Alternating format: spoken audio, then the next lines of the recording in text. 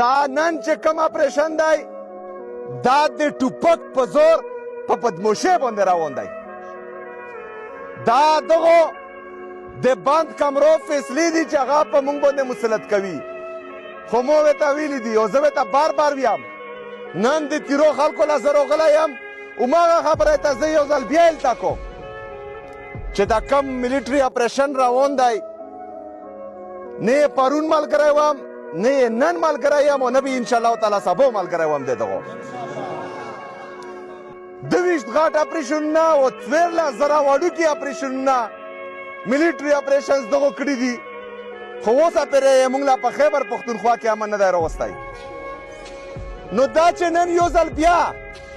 دلته ملیټري اپریشن کوي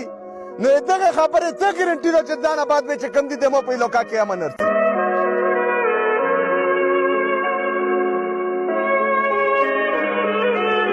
دا نن چې کوم اپریشن دی دا د ټوپک په زور په پدموشۍ باندې روان دی. دا دغو د بند کمرو فیصلې دي چې هغه په موږ باندې مسلط کوي. خو مو ورته ویلي دي او زه ورته بار بار ویم نن د تیرو خلکو له زه راغلی یم هماغه خبره ته زه یو ځل بیا الته کوم چې دا کم ملیټري اپریشن روان دی نه یې پرون ملګری وم نه یې نن ملګری یم او نه به انشاءالله تعالی سبا ملګری وم د دغو 22 غټ اپریشنونه او 14,000 وړوکي اپریشنونه ملیټري اپریشنز دغو کړي دي خو اوسه پرې یې موږ لا په خیبر پښتونخوا کې امن نه دی راوستی.